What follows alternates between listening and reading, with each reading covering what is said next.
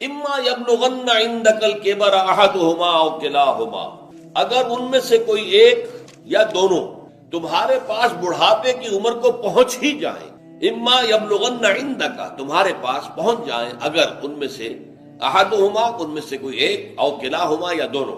تو اب دیکھیے احکام کیا ہیں. بوڑھے والدین فلا تقل لہما اف، نمبر ایک انہیں اف تک مت کہو. اف کیا ہے؟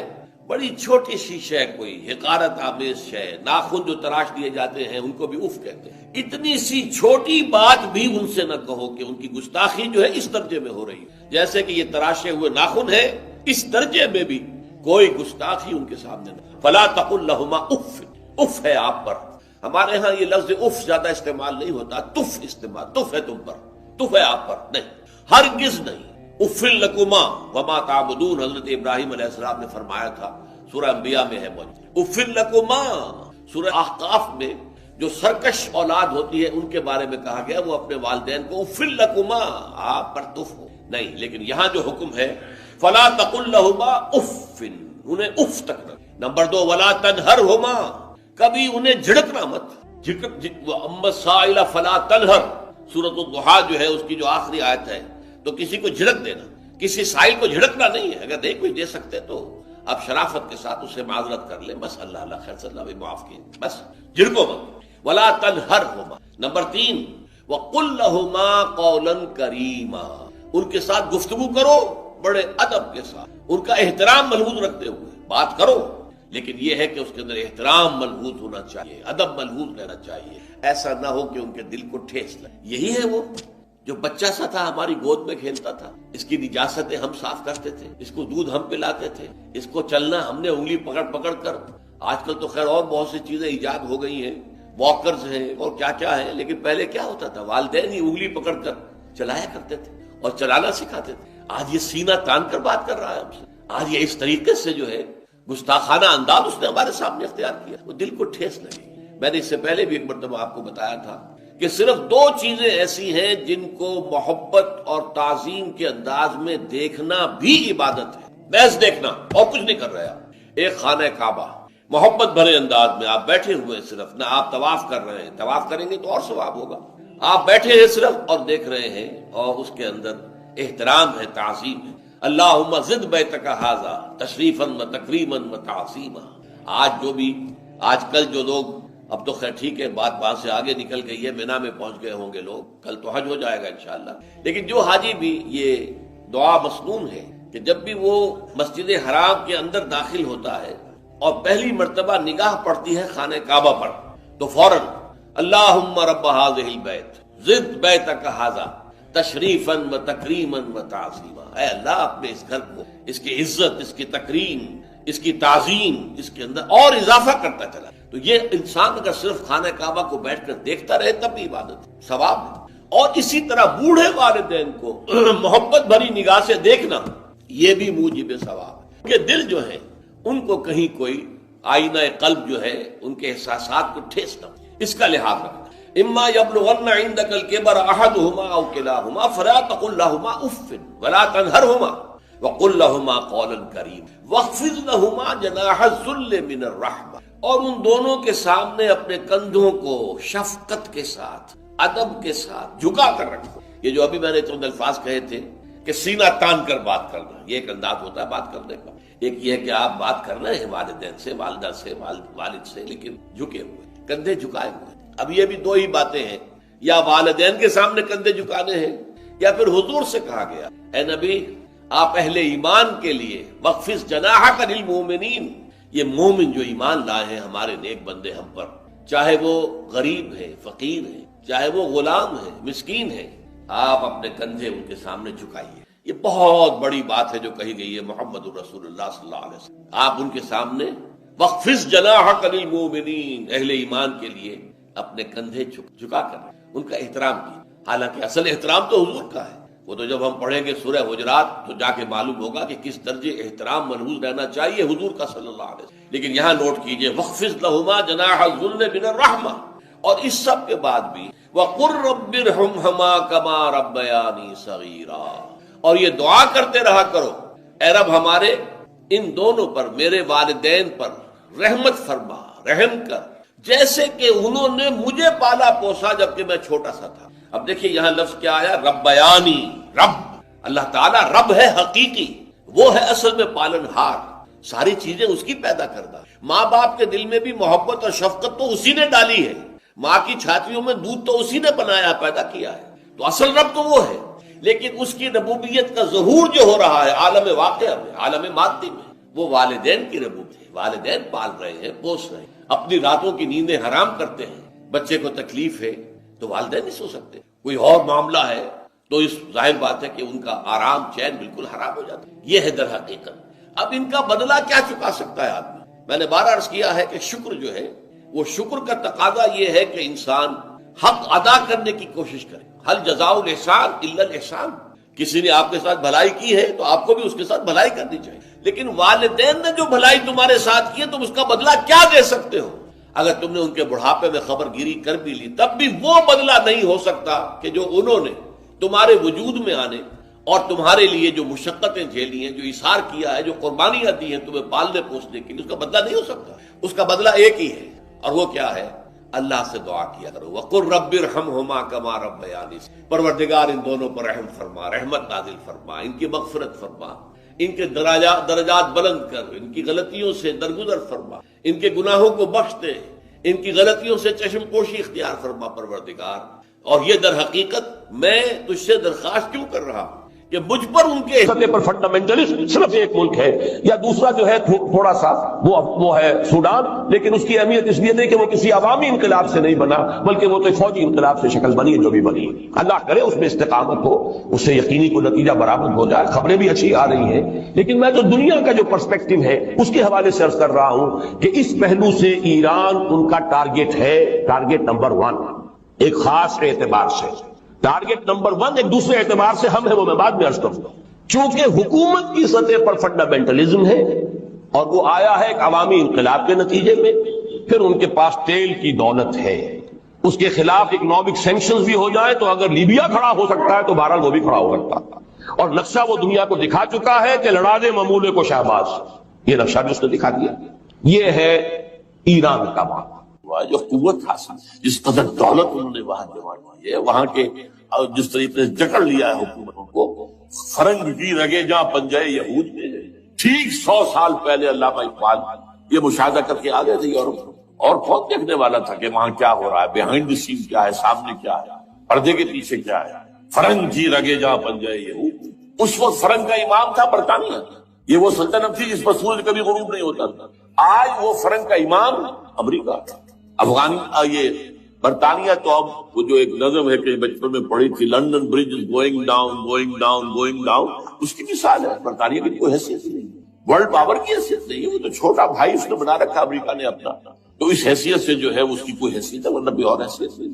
بہرحال ان دونوں میں یہ ہے کہ پیچھے ماسٹر مائنڈ، سازشی ذہن، پلاننگ، اسکیم ساری یہودی، اعلی کار امریکہ سب سے بڑھ کر، اس کے بعد برطانیہ. اور اس میں اصل پروٹیسٹنٹس، ان میں بیپٹسٹ، ان میں اس سے بھی آگے بڑھ کر ایونجلسٹ، جن کو کہتے ہیں بورن اگین کرسچنس، جن کو کہتے ہیں نیو کنزرویٹو کرسچنس. یہ تمام اصطلاحات آپ اخبارات میں پڑھتے ہوں گے، ان کو گروپ کرتے ہیں. یہ اصل اعلی کار، ان کو نیا نام دیا گیا ہے کرسچین زائنسٹ. ایک یہودی زائنسٹ ہے، سارے یہودی زائنسٹ نہیں ہیں، بہت سے یہودی ہیں جو یہ زائنسٹ کے مخالف ہیں. چنانچہ میری ہوسٹن میں ملاقات ہوئی تھی ڈاکٹر وشو گراڈ، بہت بڑا پروفیسر ایمیریٹس یہودی. لیکن یہ کہ اس نے کہا، ہمارے اجتماع میں کہا، ہمارا اجلاس تھا وہاں پر، ہم نے یہ جو ہے بلایا تھا ایک یہودی، ایک عیسائی اور ایک مسلمان، تینوں جو ہے وہ تقریریں کریں. نے کہا تھا کہ وی آر ناٹ سپورٹنگ اسرائیل. اس نے وہ عیسائی جو آیا ہوا تھا پروفیسر، اس نے کہا they are supporting Israel, we are not supporting. اسی طرح میری جو ہوئی تھی round table conference, round table, اس میں ایک یہودی پروفیسر تھے، وہ ہسٹری کے پروفیسر، میں نام بھول رہا ہوں.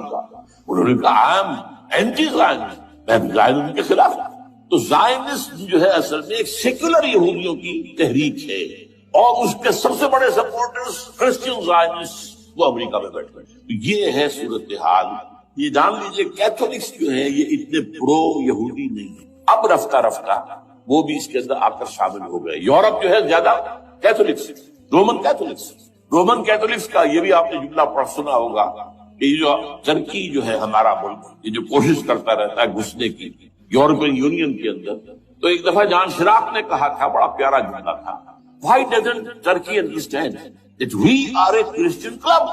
یہ ہماری جو یونین ہے یورپین، یہ تو کرسچین کلب ہے، وہ مسلمان ہے، وہ کس وجہ سے آنا چاہتا ہے؟ کیوں خود داخل ہونا چاہتا ہے؟ Why doesn't Turkey understand that we are a Christian club؟ لیکن یہ ہے رومن کیتھولک، اور ان کا میں بعد میں آپ کو بتاؤں گا۔ یہی آپ کو معلوم ہے کہ یورپ نے عام طور پر اسرائیل کا اتنا ساتھ نہیں دیا جتنا امریکہ دیتا رہا، اور کسی درجے میں ان کے دلوں میں سافٹ کارنر جو ہے عرب فلسطینیوں کے لیے بھی رہا۔ یہ معاملہ ایران کے بارے میں بھی رہا ہے، جس قدر اسٹرانگ ایکشن امریکہ لینا چاہتا ہے، یہ جو ہے اس کے ساتھ نہیں ہے۔ یہ دونوں کا فرق ہے، میں اس کا ایک بنیاد بات میں بتا دوں گا۔ بہرحال ان کا ایک جو ایجنڈا ہے وہ دو، سمجھیے کہ دو اس کے نکات ہیں، دو رسیوں کے مانند یہ آپس میں بٹا ہوا ہے۔ پہلا، عالم اسلام کے مادی اور مالیاتی وسائل، خصوصاً تیل پر قبضہ، یہ ان کا دنیاوی اعتبار سے، دولت کے اعتبار سے، وسائل کے اعتبار سے اس وقت ہے جاتا ہے۔ ویسے تو اس سے اوپر وہ چاہتے ہیں پوری دنیا پر، وہ تو بعد کی بات ہے کہ ابھی نہ وہ روس کو چھیڑ رہے ہیں نہ چین کو چھیڑ رہے ہیں۔ چین تو ان کا سب سے بڑا جو ہے بزنس پارٹنر ہے، سب سے بڑا، اور چین کو رفتہ رفتہ وہ اپنی لائن پر لا رہے ہیں۔ اب تو صرف یہ کہ وہ ایک پارٹی گورنمنٹ وہاں رہ گئی ہے جو کہ کمیونزم کے دور کی یادگار ہے، باقی ان کی جو اکانومی ہے وہ تو آ چکی ہے اسی رشتوں پر جو یورپ کی ہے، مغرب کی۔ نمبر دو ایجنڈا کیا ہے؟ دنیا میں کہیں بھی اسلام کے بحیثیت ایک نظام زندگی ظاہر ہونے کا کوئی موقع نہیں دینا۔ We have to nip the evil in the bud at any cost۔ یہ ان کے ایجنڈے کا دوسرا ہے۔ یہ دو انٹرٹوائنڈ، جیسے آپ لڑیوں کو پٹ دے کر رسی بناتے ہیں، ایسے یہ دو لڑیے ہیں۔ اسلام کا پولیٹیکل سوشو اکنامک سسٹم کہیں نہ آ جائے، ہو نہ جائے آشکارا شر پیغمبر کا، یہ ابلیس نے کنکلوڈ کیا، مجھے ابلیس کی مجلس شورا ہے، ہو نہ جائے آشکارا شر پیغمبر، کہیں ایسا نہ ہو کہ پیغمبر کی شریعت دنیا کے سامنے آئے، پیغمبر کا نظام آ جائے۔ الحذر، آئین پیغمبر سے 100 بار الحذر، حافظ ناموس زن، مرد آزما مرد آفری، یہ معاشرتی نظام ہو گیا۔ موت کا پیغام ہر نوع غلامی کے لیے، نہ کوئی فخور و خاکہ نہ گدائے رہنشی، یہ سیاسی نظام آ گیا، اور کرتا ہے دولت کو ہر آلودگی سے پاک و صاف، منعموں کو مال و دولت کا بناتا ہے امین۔ تم دولت کے امین و مالک نہیں ہو، اور اس سے بڑھ کر اور کیا فکر و عمل کا انقلاب، بادشاہوں کی نہیں اللہ کی ہے یہ زمین، ان الارض للہ۔ یہ نظام کہیں نہ آ جائے، یہ ہے جس پہ کہ وہ خطرہ محسوس کر رہا تھا۔ اور اس کے بعد یہ کہتے ہیں یہ تو تھا عصر حاضر کے تقاضے، لیکن یہ کہ صورتحال کیا ہے؟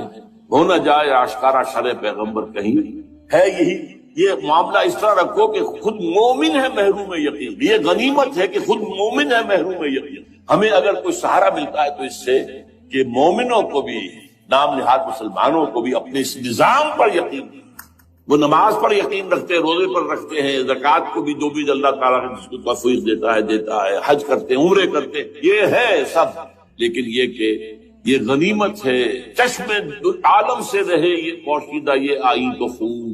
وہ ابلیس کہتا ہے کہ یہ آئین چشم عالم سے پوشیدہ رہنا چاہیے، یہ غنیمت ہے کہ خود مومن ہے محروم یقین۔ ہمارے لیے جو ہے اگر کوئی سانس لینے کی جگہ ہے وہ یہ ہے، حوصلہ افزائی اگر ہے تو اس میں ہے کہ خود مومن محروم یقین ہے، اس کے سامنے وہ راستہ ہے ہی نہیں۔ اب لیجیے یہودیوں کے ایجنڈے کو میں تجزیہ کر رہا ہوں۔ سب سے پہلے World Bank, IMF، globalisation, TRIPS, ان تمام ہتھ کنڈوں کے ذریعے عالمی مالیاتی استعمار جو بظاہر امریکہ کا ہوگا حقیقتاً یہود کا ہوگا۔ یہودیوں کے نزدیک پوری نوع انسانی حیوانوں کے مانند ہے۔ They are not human beings, they are goyams, they are gentiles۔ یہ انسانی شکل میں حیوان ہے، اور جیسے حیوانوں کو ایکسپلائٹ کرنا، استعمال کرنا انسانوں کا حق ہے۔ گھوڑے کو آپ باندھتے رہے ہیں نا ٹانگے کے آگے، اور بیلوں سے آپ پھل جتواتے رہے ہیں، تو جیسے یہ حق ہے ایسے ہمارا حق ہے پوری دنیا کے جو ہے وسائل کو کھینچے۔ ہاں جیسے گھوڑے اور بیل کو بھی کوئی نہ کوئی دانا تو ڈالنا پڑتا ہے، چارہ بھی دینا پڑتا ہے، تو ان کو بھی کچھ دو۔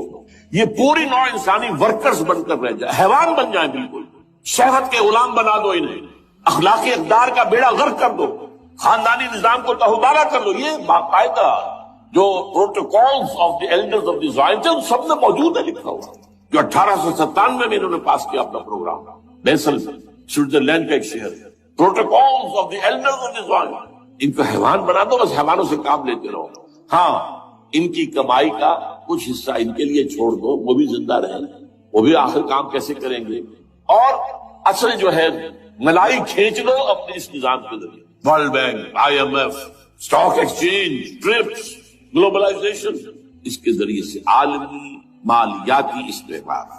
نمبر 2، ایک ہے ان کا ایجنڈا، یہ تو عالمی ہے، دوسرا ایجنڈا کیا ہے؟ وہ لوکل، وہ کیا ہے؟ گریٹر اسرائیل کا قیام، جس میں مصر کا سارا زرخیز علاقہ شامل ہوگا، جو ڈیلٹا کا علاقہ کہلاتا ہے، جہاں کے اس وقت کے بادشاہ نے، حضرت یوسف علیہ السلام کے زمانے کے بادشاہ نے، وہ فرعونہ کے خاندان میں سے نہیں تھا، وہ عرب تھا، عربوں ہی سے کسی وقت کوئی قوم آئی تھی جو کہ مصر پر قابض ہوئی، اس نے حضرت یوسف کے خاندان کو لا کے وہاں آباد کیا، بہترین جشن کا علاقہ کہلاتا ہے، بہترین، وہ کہتے ہیں ہمارا ہے، ہم رہے وہاں پر کئی سو برس تک رہے، عراق ہمارا ہے، وہاں ہمیں قید میں رکھا گیا، نبوکدنضر لے گیا تھا، عرب کا شمالی حصہ جو ہمارا ہے، وہاں خیبر میں یہودی قلعے تھے، اور وہاں مدینے کے اندر جو ہے 3 قبیلے یہودی تھے جنہیں محمد نے صلی اللہ علیہ وسلم وہاں سے نکال پار کیا تھا، یہی جارڈن، یہ ترکی کا بھی کچھ حصہ ہمارا، باقی پورا لبنان اور پورا فلسطین، یہ سب اس کے اوپر بنے گا ایک گریٹر اسرائیل، لوگ، اور اس کے لیے ضروری ہے ایک بہت بڑی جنگ، ایسے آسانی سے نہیں ہو جائے گا، آرمگیڈون، جس کو حضور نے فرمایا الملحمۃ العظمیٰ، الملحمۃ الکبریٰ، بہت بڑی جنگ، جس کی خوفناکی اور تباہناکی کا اندازہ اس سے کیجیے، حضور فرماتے ہیں کہ اگر ایک باپ کے 100 بیٹے یا ایک دادا کے 100 پوتے ہوں گے تو ان میں سے 99 ختم ہو جائیں گے ایک بچے، اور ایک جگہ فرماتے ہیں اتنی اموات ہوں گی، اتنی لاشیں ہوں گی کہ ایک نفاست پسند پرندہ جو ہے، جو گندگی پہ نہیں اترنا چاہتا، ایک تو ہے یہ کوے، چیلے، گرد، وہ تو گندگی کی تلاش میں مردار کھانے کے لیے، وہ تو لاشوں کو نوچ رہے ہوں گے، وہ پرندہ جو ہے نفاست پسند، وہ نہیں اتر سکے گا، اڑتا اڑتا چلا جائے گا، لیکن لاشوں کا سلسلہ ختم نہیں ہوگا، یہاں تک کہ تھک ہار کر لاشوں پر گر جائے، یہ دور نہیں، اس لیے کہ اس پر متفق ہیں یہودی بھی اور عیسائی، پروٹسٹنٹس عیسائی اس کو پوری طرح متفق۔ آرمگیڈون، جسے آپ تھرڈ ورلڈ وار کہہ لیں، الملحمۃ العظمیٰ کہہ لیں، الملحمۃ الکبریٰ کہہ لیں، حضور کے الفاظ میں یہ آئے گا، اس کے نتیجے میں گریٹر اسرائیل بنے۔ نمبر 3، پھر بنے گا تھرڈ ٹیمپل، جو ٹائٹس نے گرا دیا تھا 70 میں، سن 70 عیسوی، جسے گرے ہوئے کتنا عرصہ ہو گیا، 2008 اندازہ کر لیں، 1800 کتنے برس، وہ دوبارہ بنا تھرڈ ٹیمپل، اور اس کے لیے مسجد اقصی کو گرائیں گے، اور ڈوم آف دی راک، قبۃ الصخرہ، وہاں لا کر پھر اس میں کنگ ڈیوڈ's تھرون لا کے رکھا جائے گا۔ یہ بھی میرے علم میں پہلی مرتبہ اسی ٹرمپٹ کی اشارے سے آیا، وہ کیا ہے؟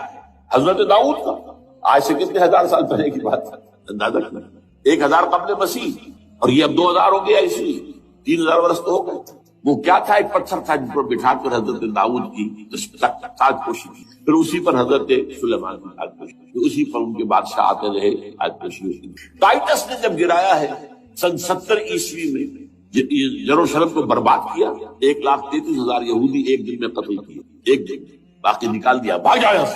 اس کو کہتے ہیں diaspora, that started in 70 AD، یہ منتشر ہو گیا، جس کا جہاز سنگھ سمایا چلا گیا، یورپ میں چلے گئے، شمالی افریقہ میں، مسلمان ملکوں میں، انڈیا میں آ گئے، ایران میں آ گئے، سب جگہ وہاں سے نکال دیے ڈائسپورا۔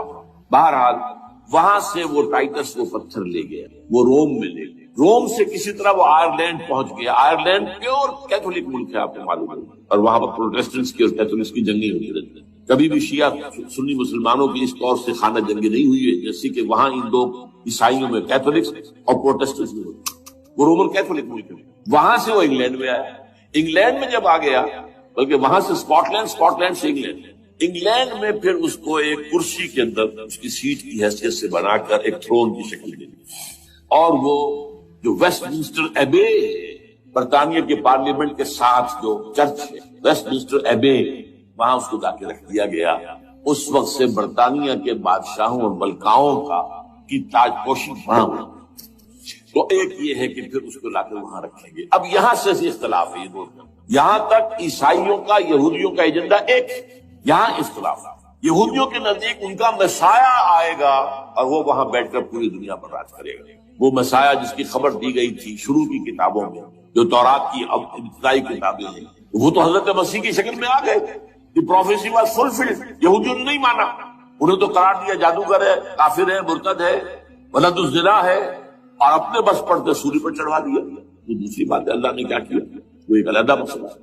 چنانچہ یہ کہ سچویشن از ویکنٹ، وہ مسیحا کی جگہ ابھی باقی ہے ان کی، and they are waiting for ہم. تو وہ آئے گا اور وہ یہاں اس تخت داؤد پر بیٹھ کر پوری دنیا پر. عیسائیوں کا کہنا کیا ہے کہ در حقیقت حضرت مسیح نازل ہوں گے، سیکنڈ کمنگ آف جیسس، جس کو ہم بھی مانتے ہیں. اگرچہ ہوگا کیسے، حالات و واقعات کا کیا ہمارے نزدیک رنگ ہے وہ مختلف ہے، وہ ویسے بیان نہیں کر سکتے. حضرت مسیح علیہ السلام کے اس تخت پر بیٹھیں گے ان کے عیسائیوں کے مطابق. چنانچہ پوپ جو مر گیا ہے، پال سیکنڈ، اس کو یہ ٹرمپٹ والے کہتے ہیں شیطان، اور ان کا کہنا یہ ہے کہ اس شیطان نے the old ancient Roman holy Roman empire کو ریوائیو کیا ہے، یونائٹڈ یورپ